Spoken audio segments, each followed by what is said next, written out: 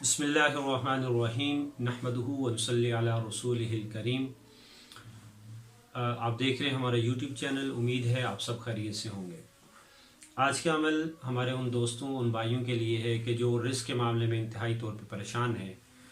تو بہت سے معاملات ایسے زندگی میں ہوتے ہیں، بہت سی آزمائشیں زندگی میں ایسی ہوتی ہیں جس میں لوگ زیادہ پریشان ہوتے ہیں، زیادہ تنگ دل ہوتے ہیں اور بسا اوقات زندگی میں مرنے کو ترجیح دیتے ہیں۔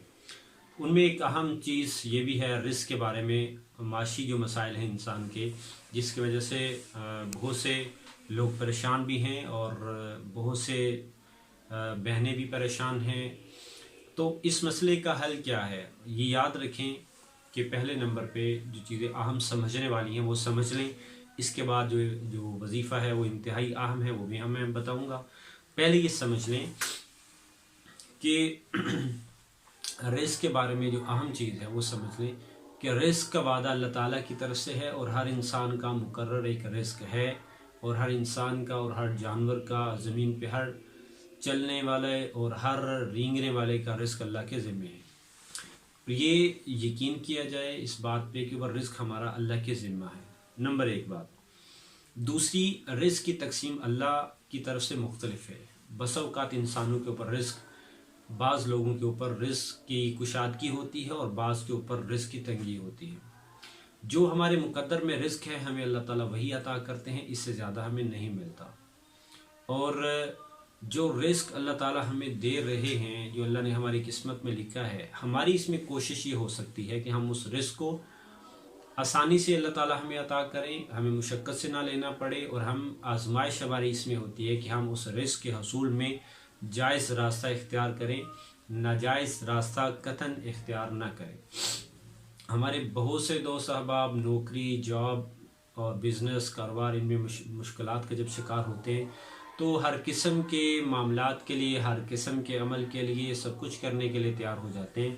تو یاد رکھیں ایک اہم بات کہ ہماری آزمائش بہت سے معاملات میں انسانوں کی ہوتی ہے۔ رزق کے بارے میں بھی ہماری آزمائش اور امتحان انتہائی طور پہ سخت ہوتا ہے، اور اللہ تعالیٰ نے قرآن میں واضح فرمایا ہے وَلَنَبْلُوَنَّكُمْ بِشَيْءٍ مِّنَ الْخَوْفِ وَالْجُوعِ وَنَقْصٍ مِّنَ الْأَمْوَالِ وَالْأَنفُسِ وَالثَّمَرَاتِ۔ ہم تمہاری آزمائش کریں گے اور امتحان ہوگا، اور ان کے اندر اس کا بھی ہے کہ ہماری مال و دولت کی کمی سے بھی ہماری اللہ تعالیٰ ہمارا امتحان لیتے ہیں اور ہماری آزمائش ہوتی ہے۔ اور اللہ تعالیٰ کی مدد حاصل ہوتی ہے ان لوگوں کو جو کہ صبر کرتے ہیں، اور ان لوگوں کو مدد اللہ تعالیٰ کی حاصل ہوتی ہے جو نماز کے ذریعے اللہ تعالیٰ سے مدد کو مانگتے ہیں۔ تو بہرحال یہ یاد رکھیں کہ رزق کے معاملے میں بہت سے لوگ ایسے ہیں جو ہمیں گمراہ کرتے ہیں۔ آپ کے اوپر رزق کے دروازے ایسے کھلیں گے، ایسے کھلیں گے، اس طرح کھلیں گے، اور خود بیچارے ایسے کچھ لوگ ہوتے ہیں جن کا اللہ کی ذات پہ یقین نہیں ہوتا، لیکن ہمیں وظائف بتا رہے ہوتے ہیں۔ تو یاد رکھیں کہ جو بندہ بھی آپ کو اللہ سے دور کرے، آپ کو غلط راستہ بتائے اور اسلام سے دور کرے، آپ کے ایمان اور یقین کو خراب کرے، تو یقیناً وہ خود ہی صراط مستقیم پر نہیں ہے اور ہمیں بھی گمراہ کرنے کی کوشش کر رہا ہے۔ تو انشاءاللہ اللہ کے فضل و کرم سے جو ہمارا رزق ہے وہ جب تک ختم نہیں ہوگا اس وقت تک ہمیں موت بھی نہیں آئے گی۔ کچھ اعمال ایسے ہیں اگر ہم ان کے اہتمام کریں تو رزق انشاءاللہ انتہائی سہولت اور آسانی سے ہمیں ملے گا جو ہمارے مقدر میں ہے۔ پہلے نمبر پہ اس چیز کا اہتمام کریں کہ ہم نماز کی پابندی کریں۔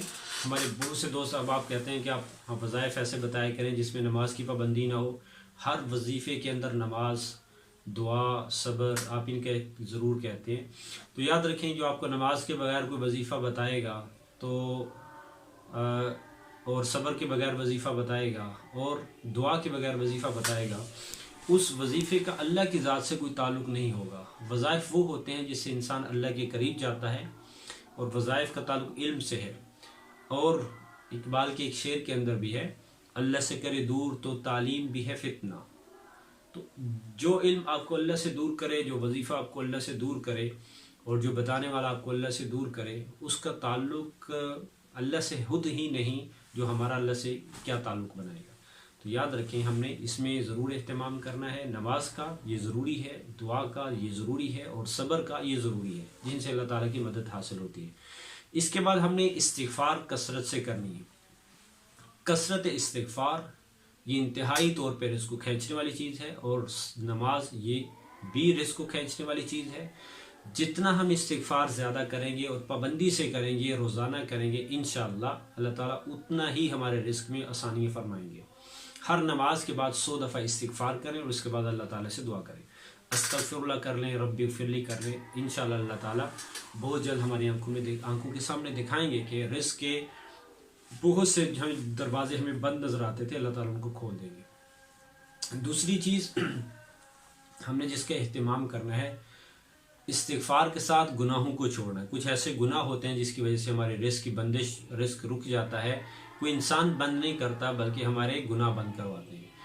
کہ ہم بہت سے ایسے لوگ ہیں جو کہ کالے جادو سے ڈرتے ہیں لیکن کالے کرتوتوں سے نہیں ڈرتے۔ اصل ڈرنے کی چیز ہمارے اعمال اور کرتوت ہیں، جن کی وجہ سے بہت سے حالات بدلتے ہیں اور رزق کے دروازے تنگ ہوتے ہیں اور بند ہوتے ہیں۔ ہم قطعاً کسی چیز سے نہ ڈریں، صرف اپنے غلط جو ہمارے برے اعمال اور گناہ ہیں ان سے ڈریں، اللہ سے سچی توبہ کریں، انشاءاللہ اللہ تعالیٰ اسی سے بہت سے راستے ہمارے لیے آسان فرمائیں گے۔ استغفار کی کثرت، نماز کی پابندی، نماز کے بعد دعا، ہر نماز کے بعد 100 دفعہ استغفار، صبر اور اللہ تعالیٰ سے زیادہ مانگنا اور اللہ کی ذات پہ ہی یقین رکھنا کہ رزق دینے والی ذات اللہ کی ہے اور اللہ کے علاوہ کوئی بھی نہیں ہے۔ جو بچپن میں اللہ رزق دیتا ہے وہ بڑھاپے میں بھی، جوانی میں بھی وہی اللہ رزق دیتا ہے، اور جب پیدا ہمیں اللہ نے کیا ہے تو رزق دینے والا اللہ کے علاوہ کوئی اور نہیں ہے، اس پہ ہمارا یقین ہونا چاہیے۔ جو وظیفہ میں بتانے لگا ہوں، قل هو اللہ احد، اس صورت کا وظیفہ ہے، روزانہ کم از کم 300 مرتبہ اس صورت کو پڑھا جائے۔ سورہ اخلاص کے بے شمار فوائد ہیں، بے شمار اس کے ثمرات ہیں جن کو ہم گن بھی نہیں سکتے، شمار بھی نہیں کر سکتے۔ تو سورہ اخلاص کو کم از کم 300 دفعہ دن میں پڑھا جائے اور اس کو تجوید سے پڑھا جائے۔ قل هو اللہ احد اللہ الصمد لم یلد ولم یولد ولم یکن لہ کفوا احد، اور اس کو 300 مرتبہ پڑھا جائے اور ان کے بعد دعا کی جائے۔ ایک وقت میں نہیں پڑھ سکتے تو الگ الگ 10 20 مرتبہ کر کے مکمل کریں، لیکن یاد رکھیں بہت سے غلط اعمال کرنے سے بہتر ہے کہ ہم وظیفے اور جو اللہ کا کلام ہے، اللہ کا ذکر ہے، استغفار ہے، درود پاک ہے، ان کو زیادہ سے زیادہ پڑھنا شروع کریں۔ بہت سے فوائد و ثمرات ہمیں نظر آئیں گے اور ہمارا اللہ کی ذات پہ یقین بھی زیادہ ہوگا۔ اور بہت سے کام ایسے ہوتے ہیں جو ہم دوسروں کے کہنے پہ کرتے ہیں، یا بسا اوقات کہتے ہیں کہ آپ خود ہی کوئی وظیفہ کوئی عمل کریں، تو یہ غلط چیز ہے، ہم نے خود کرنا ہوتا ہے۔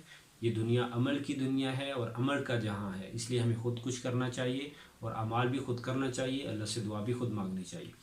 تو رزق کو کھینچنے والی چیزیں ہیں نماز بھی، سورہ اخلاص قل هو اللہ احد بھی، استغفار بھی، صبر بھی، دعا بھی، اور ایک تیسرا کلمہ اگر اس کا اہتمام کریں، سبحان اللہ والحمد للہ ولا الہ الا اللہ واللہ اکبر، اس کی بھی کثرت کریں، تو انشاءاللہ چند ہی دنوں کے اندر بے شمار رزق کے دروازے ہماری آنکھوں کے سامنے کھلیں گے، جن کو ہم ناممکن سمجھتے تھے، تو اللہ تعالیٰ ایسی جگہ سے رزق دیں گے ہمیں وہم و گمان بھی نہیں ہوگا۔ والسلام علیکم ورحمۃ اللہ وبرکاتہ۔